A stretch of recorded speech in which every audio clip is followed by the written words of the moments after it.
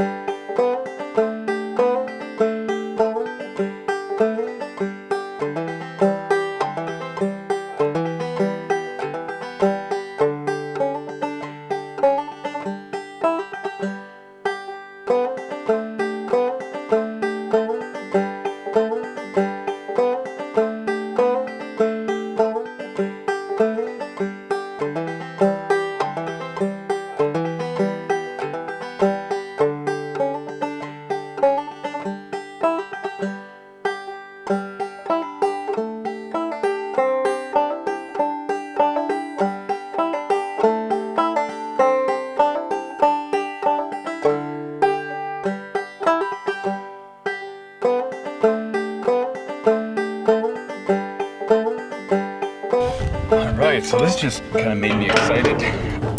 Looks like we have an access panel that we can get at that blade. Brilliant idea. This is a Woods model M5 Dixie cutter.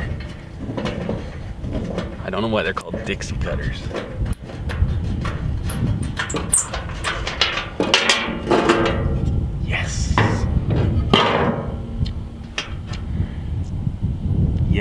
Yes, and yes again. So I need to hold this.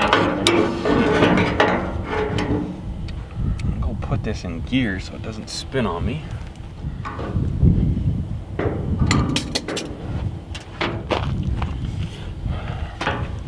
All right, now I know I should have proper impact extensions and stuff, but I don't have that here. That's at my dad's place. But I do have a 1/2-inch snap-on cordless impact. What a champ this thing is.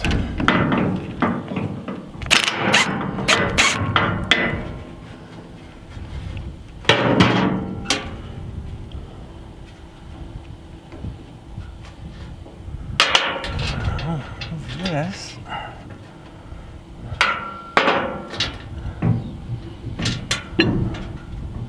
I better see how it comes apart. My goodness.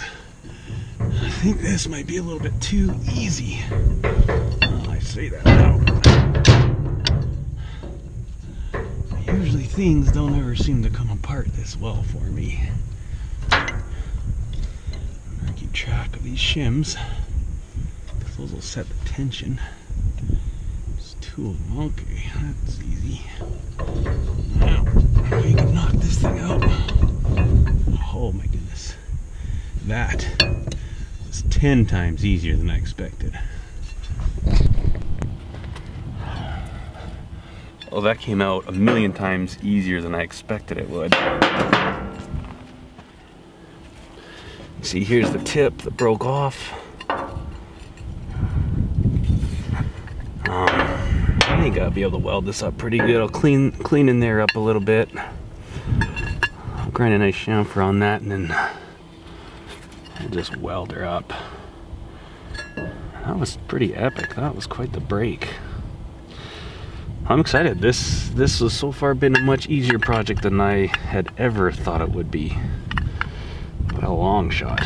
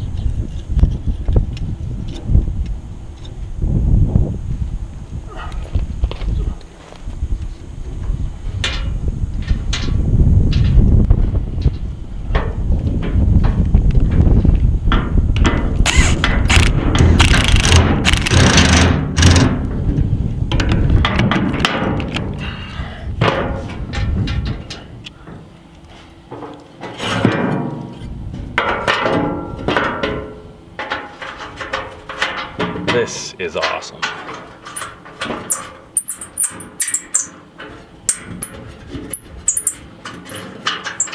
Now, obviously when I weld that up, I affect the metallurgy of the blade, but I tried looking online to find replacement parts for this and I can't find anything. So the way I look at it is that the blade was broken and it was so much that this thing vibrated like crazy, like it was unsafe to use. So if it comes off again, I mean, the only thing I need to watch out for is that nobody's around when it does. But at the same time, if it holds, good. If it fails, I mean, I'm at the same place where I started, so I figure it was worth a try. And I got a pretty good hot weld on there, so I'm thinking it should hold fairly well.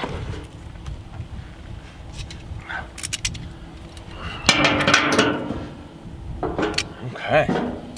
Let's see if we can give it a go. Better check that we have oil. You never know what happens to stuff when it's sitting out in fields. I think this is the oil. We'll find out.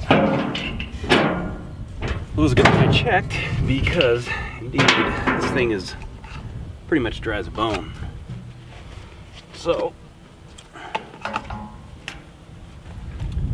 first I'm going to add some powertrain conditioner. This stuff is awesome.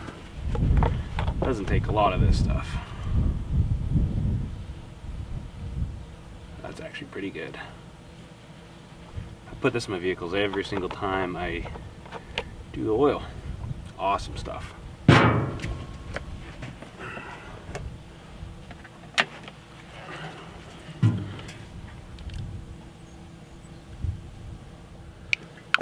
And what happens with these, I guess, that the seals on the bottom of the gearbox will give out and they'll leak. So this thing's sitting, basically this thing sat in the field for like a year and a half, 2 years.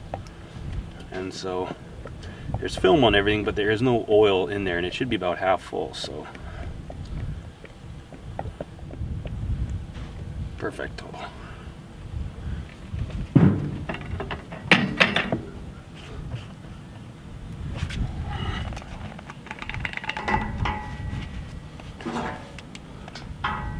Yes, I feel much better about that.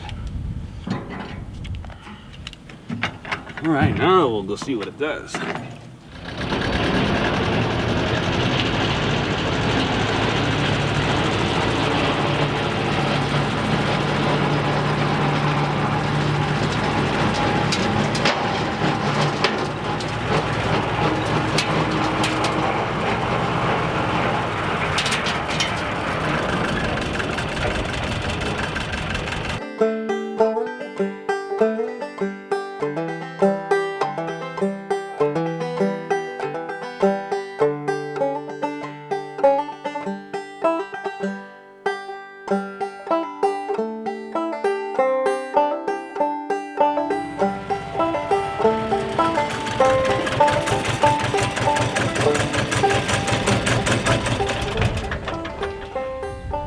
Well, what I feared would happen happened.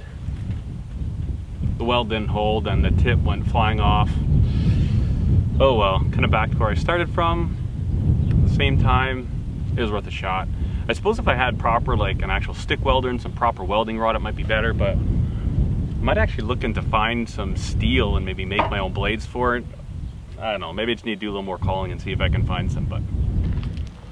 All right, so what I did was I went in for dinner and I ended up jumping on the internet and I found just like right away 5 places that have these blades. So I'm just gonna go ahead and order a new setup. They're relatively cheap. The cheapest I found is like 50 bucks for a set. Unfortunately, they won't ship to Canada, so I've got to find a supplier that'll actually send them to me. And interesting thing though is that all the ones that I'm finding don't have this little wing profile on them. So I don't know if these are just worn out like that. The other thing is they're both shaped this way, and it'd be kind of weird for them to both wear that shape so evenly. But like I said, I took this one off just so I can double check my dimensions and make sure I order the right blades. But it'll be nice to get all this grass cleaned up, and it just looks so junky to have like tall grass around outbuildings, and I've got our horse trailer back there, and it'd just be nice to get that cleaned up. Probably go like once every 3 weeks or once a month and just knock it all down. So anyway, stay tuned for that in a future video. I'll see if I can find some blades. We'll get this thing back up and rocking and rolling. And yeah, it's pretty fun though. I hadn't used this thing for about 1.5 years and I forgot how well it mows. And so it gave me a little more motivation to get this thing going. If I hadn't welded that blade on and gave it a run, I wouldn't have been looking for blades again. And this is going to be really nice to have up and running again on the old Homestead. So the one thing that as soon as that tip broke off again, it just starts shaking like a son of a gun. So definitely throws the balance off. It's not something I can really use. Even though it's just a little bit of the blade, it's enough weight that this whole thing shakes. And anytime a machine's shaking like that, it's just bad news. So we're gonna get another one of these, another set of these, and hopefully get this thing back up and running in a couple weeks, I'm hoping. But anyways, I hope you enjoyed the video, guys. Thanks for watching. Cheers.